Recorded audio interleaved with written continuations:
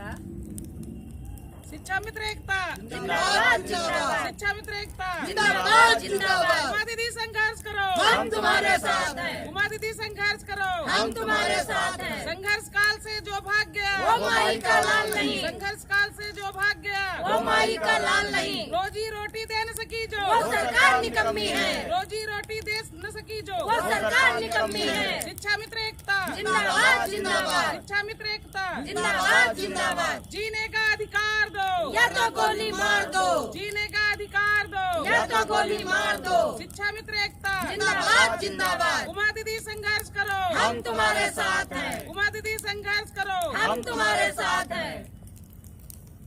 आज धरने का 219वां दिवस।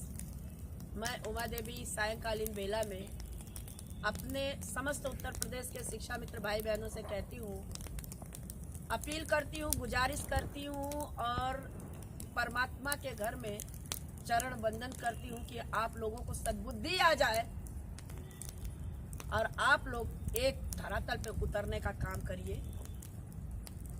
शायद इस विषम परिस्थिति से अन्य कोई विषम परिस्थिति अब जिंदगी में नहीं आएगी। और जो लोग मेरे आह्वान का विचार कर रही है उनके लिए प्रश्न दे रही हूँ कि आपके जो पूर्व में कथन थे उन कथनों को याद कर लीजिएगा, फिर हमें आह्वान के लिए कहिएगा। मेरे आह्वान का आप यदि विचारणीय प्रश्न बनाते हैं तो आह्वान मैं एक साथ एक 72 का करती हूँ, माता पिता जैसे परिवारिक जन का करती हूँ, इष्ट मित्र शुभेच्छु का करती हूँ, भेजे गए समर्थकों का करती हूँ। तो अब बचता कौन है, जरा विचार करिए आप। क्या आज भी आपका विवेक शून्य है?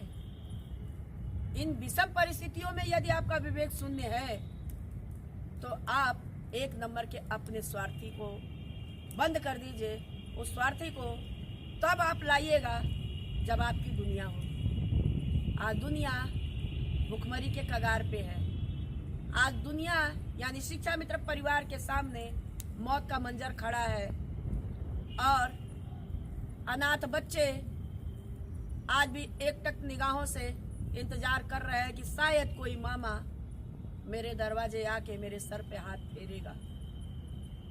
विचार करिए, काश उन लाशों में आपकी लाशें होती तो आप क्या ऊपर से देखते, संतुष्ट होते? हर आत्मा को मौका दिया जाता है कि विचार कर ले। अगर वो शहीद हुए तो हमारे आपके लिए हुए। मैं सभी शहीदों को नमन करूंगी, चरण वंदन करूंगी, चाहे वो मेरे शहीद भाई हों आर्मी से, चाहे मेरे स्वयं के शिक्षा मित्र परिवार से मेरे भाई बहन शिक्षा मित्र हों, या भारत देश का कोई भी भाई बहन हो। कष्ट सभी के जाने पर सबको होता है। हर एक घर में उस व्यक्ति की क्षतिपूर्ति कोई नहीं कर पाता है जिस घर का वो नायक योद्धा या रखवाला होता है। आप विचार कर लीजिए कि आप अपने को कहां समझते हैं, आप अपने को कहां रखते हैं, अपने विवेक का आप कितना परिचय दे रहे हैं समाज में। इस प्रश्न पे विचार कर लीजिएगा, तब उमा देवी को कहिएगा कि उमा देवी निमंत्रण किसी को भेज दें।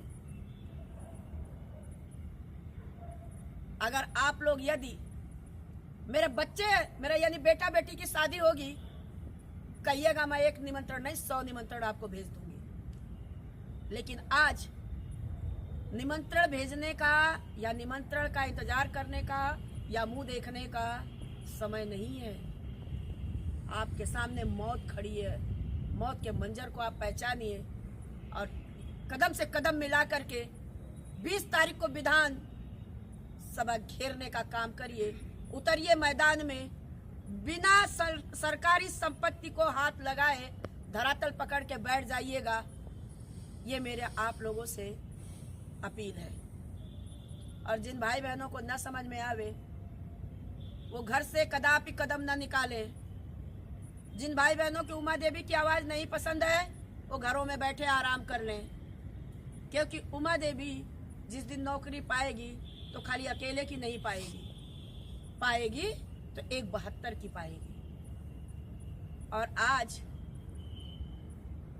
कटाक्ष करना, परिपेक्ष में बोलना, चाटुकारी करना, चमचागिरी करना, स्वार्थी बनना बंद कर दीजिए। एक मंजर पहचानिए कि हमें 1,72,000 परिवार को भुखमरी के कगार से बाहर निकालना है। हमें उन मौतों पे रोक लगानी है जो मेरे असहाय भाई बहन समझ के मौत को गले लगा रहे हैं।